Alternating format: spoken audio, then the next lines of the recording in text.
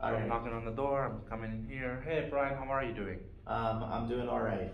Fantastic. Here we have an appointment here today for your funeral coverage to help you with that expense here. And I assume you want to do that so that way your kids doesn't have to worry about that. That correct? Yeah, I Yeah. don't want to be. I don't want my face to be up on GoFundMe. You know, when I pass away, I want to make sure that the kids have it covered. But Okay. that's why I'm looking around here. Okay. So the one thing is I do work with many several different companies, so I'm gonna do my best here to try to get you the best coverage as possible at the lowest rate as possible. That makes sense? These rates are state regulated, which means the price is not gonna change much between companies to other companies. My job is to make sure that we can get you this coverage without having to worry about them denying you or having to go through medical exam or anything like that. Does that make sense for you?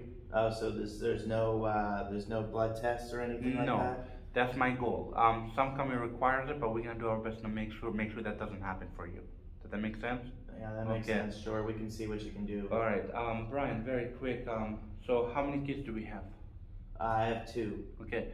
And why are you looking at this now? Why like at 65 you decided to do this? Well, I had a policy with my work, but I didn't realize that when I retired, that policy went away. Oh yeah, that's considered group insurance. What group insurance is, it actually the way they qualify is based on the amount of the group, not based on your health, Mm. right? This is individual insurance, so this they qualify you based on your health, age, and habit.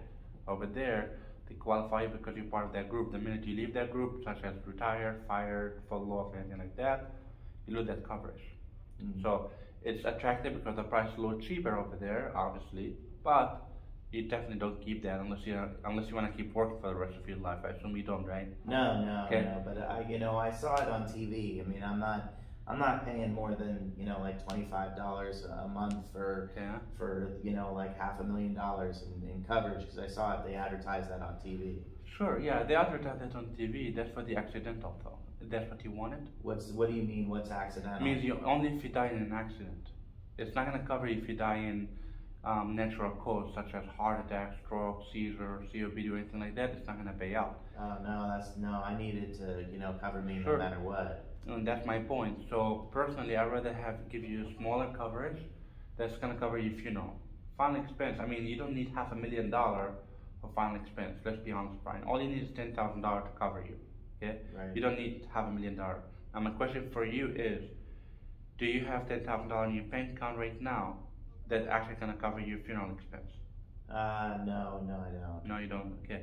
Then we do need this because this is something, like you said a minute ago, you don't want to be going on GoFundMe, right? Right. You don't want your kids to go on GoFundMe trying to figure out a way to pay for your funeral, Yeah. unless they're trying to do cremation, get it over with, right? Mhm. Make sense? Okay. So I'll tell you what, Brian. So what I'm gonna do for you now, I just need your ID very quick. Okay. I'm gonna go and write what we call an MIP report. When that MIP report is done and we get you qualified and we like what we see price-wise, then we'll go ahead and get you going. Now, very quick, before we do any of that, what's your income like per month now? Oh, I just have Social Security at this point, and Okay. it's terrible. It's like I don't have. That's why I said I don't think I have the money for this. And That's like, fine. 'cause, That's fine. We yeah, can. they only give me $800 a month. Okay. Besides that Social Security, is there anything else that you might have? Um, yeah, I have let's see, um, I have a $50 a month payment that comes in as well from leftover thing from work. So but that's Okay. it. Okay. It's about $850 a month that you make a Yeah. month, right? That sounds about right. Yeah, Okay. that's right. What is your how much your mortgage here? Oh, the Or mortgage. let's say it's probably a rental. Right, What's your right, base rental. rent? Yeah, my rent is $450. Okay, that leaves you with about $400 almost to. Yeah, yeah, it makes it really $400. tough, Yeah. each month. Yeah. Yeah, I agree. It's definitely tough. So, are you looking to do a full funeral or are you looking to do cremation? Well, no, I definitely want to have like a funeral. Like I So don't let believe me in cremation. understand. So, my question for you is your kids here in Florida or are they outside the state where they need to travel? Oh no, I have one kid who lives locally who helps me out with stuff, and my other one's in Colorado. Okay. And they God forbid something happens to you, at least they can travel down here. So you want to make sure this is covered. Um, so okay, that'd probably be about 500-600 bucks, and then funeral. So you're probably at least looking at $8,000 to $9,000 right here, at least, to make sure that you can get an okay funeral. Okay, I'm not gonna lie to you until it's gonna be a fancy funeral, but it would be an okay funeral for you. Does that make sense? Yeah. All right. So I tell you what, Brian, I'm gonna use what most clients do. They use the 10% of the disposable income. 10% of the disposable income, you have, so let's say we went over all your expenses. You have the rent, electric, and all that. You left with $300 a month. So we're gonna use 10% of that. Okay, 10 to 15% of that. So we can keep between $30 and $45 a month, and go ahead and get you some coverage in place that's gonna pay for your funeral. So $30 to $45 $30 a month. to $45 a month, and hopefully that will get you some good enough coverage to your funeral. Okay, try to put it in. Let's say it came up to $8,000 in coverage. Like I just want to let you know, it's not gonna be 10 grand, but it's not gonna be 5 neither. So I kept it as best as I can. It's gonna be $8,000 can pay for your funeral. Whoa. That makes sense. So you're telling me that it's gonna be $35 to $40 a month, and Brian, you're 65 years young. Yeah. You waited 65 years to do this. Yeah. So if you would have got this when you're 50, you'd probably be getting way more coverage than you are it is now. And the longer you wait, the worse it's gonna get.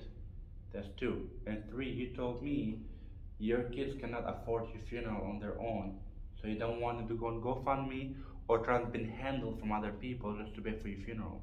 Yeah, but I mean, if I put $40 a month into a bank account, and saved it up, I mean, man, just in the next year alone, I mean, that's like, $500. So I could be saving up $500 each year plus interest. It seems really, it's out of my budget. I don't think this is something. Why haven't you done that yet? Why haven't I done what? Saving. Why haven't you put $40 in saving every month? Everything ends up getting used up each month, so it's been hard to do. So you put $40 in your saving today. You die tomorrow, your kids can have $40.